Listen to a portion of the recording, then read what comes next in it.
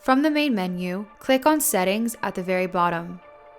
Scroll down halfway and select Voice Assistants. Select Amazon Alexa as your voice assistant option.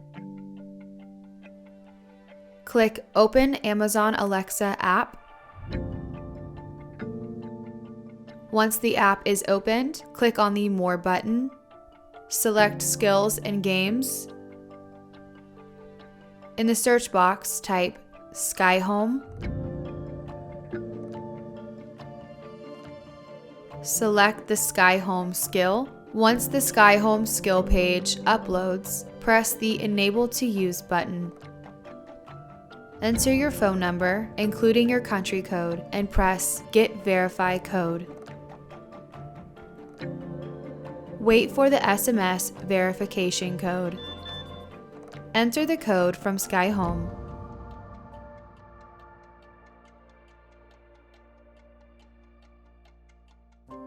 Select the location that you want to control by voice command in that Alexa account. If you have more than one location, select All to have control over all locations. Press Verify Location.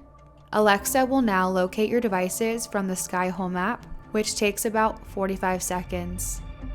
Congratulations, you have successfully connected your Alexa device to your SkyHome app.